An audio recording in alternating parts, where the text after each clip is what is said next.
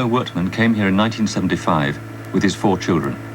They towed a floating cabin for 500 miles up the coast behind their homemade 33-foot yacht. Crippled by arthritis and living on social security, Elmo was determined to bring up his children away from the poverty which city life without money would have inflicted on them. By 1978, 3 of the children needed corrective dental treatment. Unable to afford the fees of the visiting dentist, every few weeks Elmo and family would sail 180 miles south to Prince Rupert in Canada, drive 96 miles inland, see the dentist there, and drive and sail 276 miles home again. In February 1979, southeast Alaska was hit by its worst weather this century. Elmo and the 3 children were returning from the dentist. Jena, the youngest, was 12 years old. Randy was 15. Cindy, the 3rd child, who now lives in Seattle, was 16. For 30 hours, their yacht withstood the battering of 80-mile-an-hour winds, but eventually they ran out of sea room. Abandoning ship in darkness 50 yards offshore, they were swept by huge waves onto the rocks. Incredibly, they all survived, but Elmo, who had lain unconscious all night, assumed when he awoke next morning that the children were dead. Children were gone. I tried shouting for them. No answer. I thought it was time to go. I thought it was the end. And laid down to do just that. When we saw him, he was still all beat up, and he only had one sock on, and the other foot was completely bare, and it was all cut up and really white, just white looking. And his mouth was beat up, his lips were swollen. So when he talked, he could just mumble, sort of. And he was a little bit disoriented. So we thought, I thought he might have hit his head or something. And maybe something was wrong because he was just talking like a child. He was saying over and over, we've got to get someplace. We've got to build a camp, and he was just saying it over and over. Almost nothing of value had come ashore from the yacht, except the sail and a small plastic dinghy. Randy and Jena paddled the dinghy along the coast, while Elmo and Cindy clambered along the rocky shoreline. Deep snow covered the ground, and their feet had frozen. So although in normal times they could have lived off the mussels and clams below the tide line, their frozen feet made it imperative to get help. The island on which they found themselves was uninhabited, so they decided to build a raft, using the plastic dinghy, called a sport yak, with a couple of logs lashed on either side. It was made of 2 logs that we found along the beach here, beside the sport yak. 2 logs on top of them on each end. They were lashed together with rope that we found here and pieces of plywood. After we launched it, we moved out through the cut in the rocks and on around the point. It was hard. We were waiting as the tide came in to go through, and we just waited and worked our way through it as the tide came in. They were counting on the prevailing southeasterly storms to bring warmer weather and to carry them up the coast. Instead, they had to face an icy northerly wind that brought freezing temperatures and yet more snow. A journey that should only have taken a few days turned into a nightmare struggle that weakened them with every mile. As they crept painfully along the coast, they had no time to forage for food, and after 6 days on the raft, they had only traveled 14 miles. It was now 9 days since the shipwreck, and the girls were at the end of their strength. On the morning of the 10th day, they found themselves at a place called Keg Point. Elmo decided to leave the girls, whilst he and Randy paddled the dinghy to a cabin, which they believed was only a mile or 2 further on. They said they would be back in 3 hours. The girls had no food and no means of making a fire. The beach faced directly into the cold north wind, and they had only the sail for protection. Well, we had snow, about 2 feet of snow, all the way, covering everything. We were staying underneath these 2 trees. We were back in there. We just had a board in there, and Cindy was lying on this side, and I was lying on this side, and we were just tucked up in the snow. We had the sail covering us, and we just kind of huddled up in there. we had the sail folded several times and just pulled up, and we'd always have it all the way over us, you know, because it was too cold outside. The cabin turned out to be 7 miles away, not 1 or 2. Arriving after dark, Elmo and Randy then found half the inlet covered in sea ice, forcing them to walk the last mile. At one point, Elmo fell through the ice. Randy was just moving. Just moving. If I would slow, he would slow more. I would take a few steps and wait, and I would hear him. I didn't even turn. We didn't have energy for that. I would go by sound. When I would hear him move up behind me, then I would proceed a few more steps and wait again. Randy had given all he had. When they finally reached the cabin, it was deserted. But at least they now had food and warmth. However, the warmth thawed their frozen feet, and unable to walk, they could not get back to the girls. Completely isolated, the girls had nothing.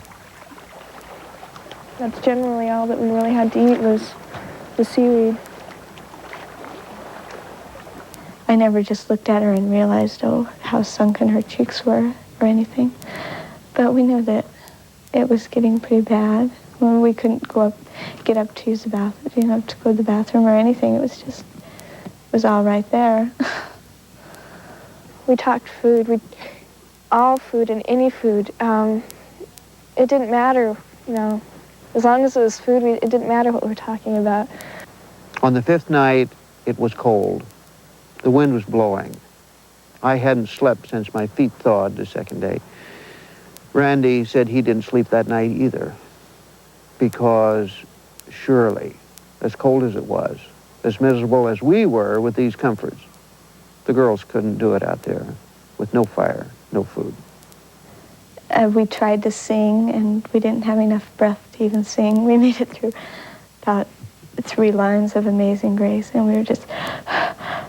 we just couldn't do it. The weather on the 5th night was so cold that Elmo was forced to conclude that the girls must now be dead. It was hard to handle.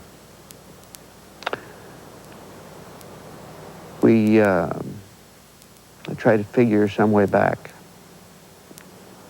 I mentioned it to Randy, we got to figure somehow. He says, no. He said, suicide. He says, all we could do is just crawl out there and die. And he says, I wouldn't gain anything. He's right. We had to write him off.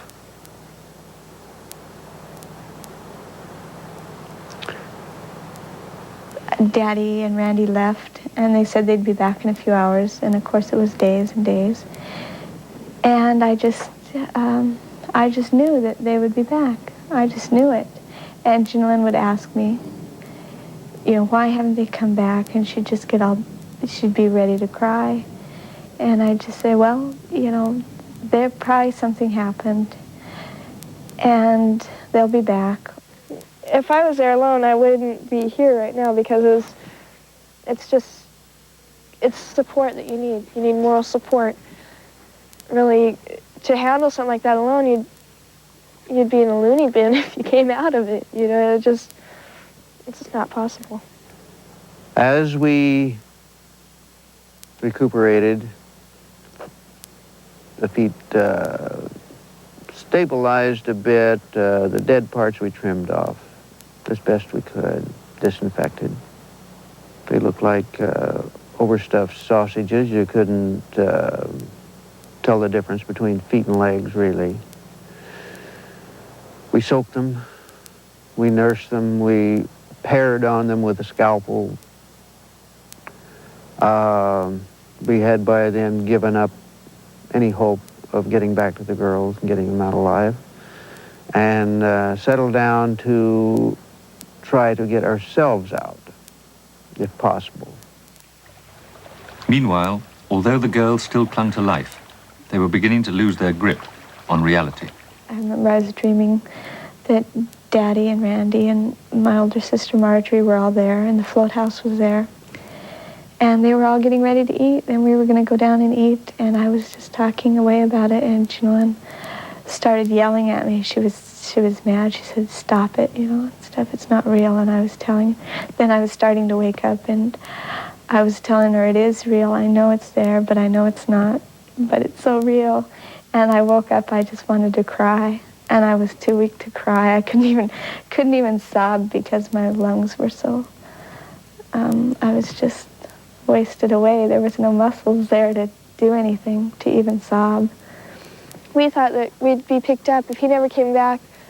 Well, fishermen, use the straits out here a lot, and we figured that by April, for sure, there'd be fishing boats going all over.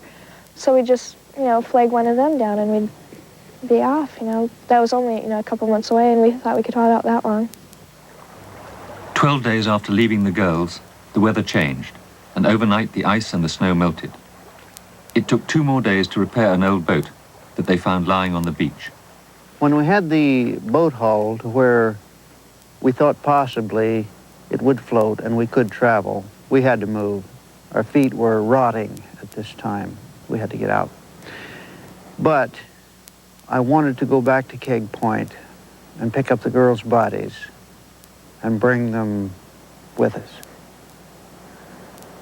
It just seemed the decent thing to do.